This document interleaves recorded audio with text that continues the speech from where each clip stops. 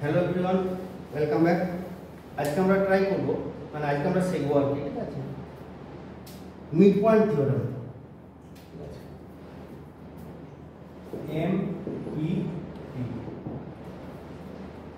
তো এমপিটি স্টেটমেন্ট কি না কি সেগুলো পরে বলবো। তার আগে আমার এখানে একটা ট্রায়াঙ্গেল মোটামুটি বানানো আছে, ঠিক আছে। সেই ট্রায়াঙ্গেলটা থেকে আর কিছু জিনিস বোঝার চেষ্টা করব। মিড পয়েন্ট মানে যে ট্রায়াঙ্গেলের কোনো কিছু মিড পয়েন্ট নিয়ে ডিসকাস হবে, ঠিক আছে। তাহলে ধরো এটা হচ্ছে একটা ট্রায়াঙ্গেল এবিসি, ঠিক আছে। এর এই ভার্টেক্সটার নাম এ, এটা বি, এটা সি। আমি কি করব, এই তিনটে সাইড যেগুলো আছে এবি, বিসি এন্ড এসি, এই তিনটে সাইডের আমি মিড পয়েন্টগুলোকে ফাইন্ড আউট করব, ঠিক আছে।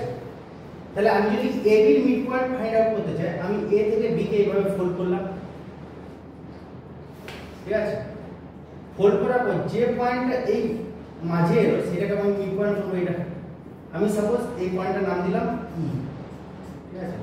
সরি, আমি এই পয়েন্টটার নাম দিলাম ই। এবি মিড পয়েন্ট হচ্ছে ই, ঠিক আছে।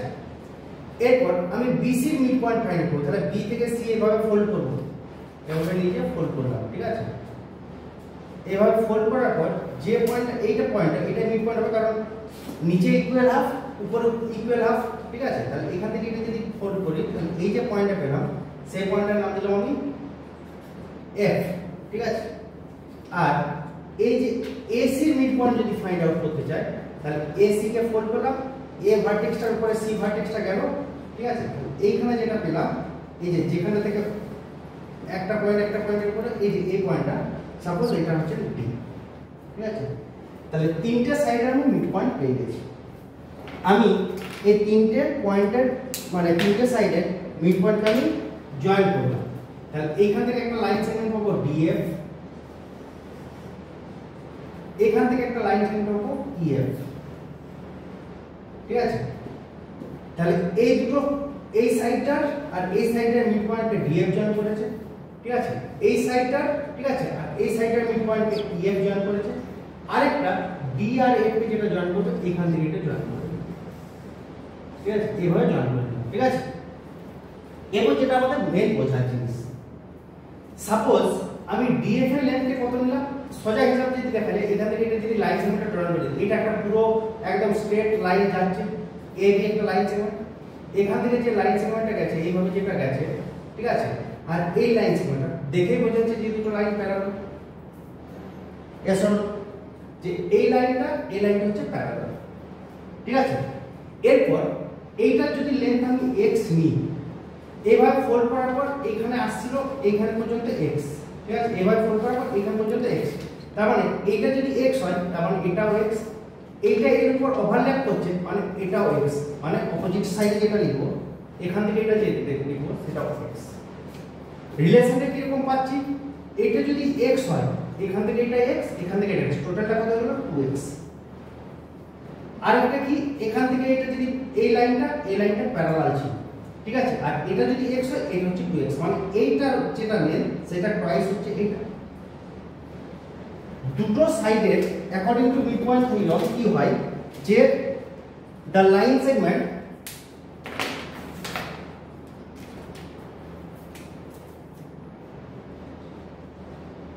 the line segment joining the midpoints of two sides of a triangle is parallel and half of the third side।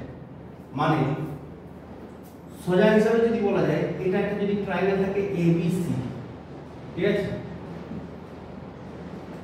ABC ট্রায়াঙ্গেলটার AB সাইডের মিড পয়েন্ট হচ্ছে D আর AC সাইডের মিড পয়েন্ট হচ্ছে E। এই দুটো line segment, এই দুটো পয়েন্টকে mid পয়েন্টে যেটা যে লাইন সেগমেন্টটা জয়েন করছে DE, সেটা কি হবে, D DE should be parallel to BC, ঠিক আছে, and DE এটা যদি x হয় তাহলে এটা হয়ে যাবে 2x, ঠিক আছে। সিমিলারলি তোমার এই পয়েন্ট এই ধরো এটা হচ্ছে F, তুমি যদি EF কে জয়েন করো, ঠিক আছে, EF হয়ে যাবে কি রকম, এটার সাথে প্যারালাল থার্ড সাইড, তুমি কোন দুটো সাইড নিছো, AC নিছো আর BC নিছো, তাহলে AC আর BC যেটা মিড পয়েন্ট, এই দুটো সাইডকে যেটা লাইন সেগমেন্টে জয়েন করছে, EF লাইন সেগমেন্টে জয়েন করছে, সেটা হচ্ছে থার্ড সাইড, AB প্যারালাল আর AB হাফ, মানে এটা যদি y হয় এটা হয়ে যাবে 2y, ঠিক আছে। সিমিলারলি তুমি যদি এইখান থেকে মিড পয়েন্টে জয়েন করো, এই দুটো মিড পয়েন্টে যদি জয়েন করো, ঠিক আছে, ঠিক আছে, এই দুটো মিড পয়েন্টে যদি জয়েন করো তাহলে কোন কোন সাইডে মিড পয়েন্ট নিচ্ছ, AB এন্ড BC, তোমার যদি এইটা যদি Z হয়, ঠিক আছে, তাহলে এই যে সাইডের যে দুটো সাইড আছে তার শার্ট সাইড কোনটা এটা, তাহলে এটা হয়ে যাবে 2Z, আর এই সাইডটা আর এই সাইডটা হয়ে যাবে প্যারালাল, ঠিক আছে। এটা হচ্ছে মিড পয়েন্ট থিওরেমের মেইন মানে স্টেটমেন্ট, ঠিক আছে।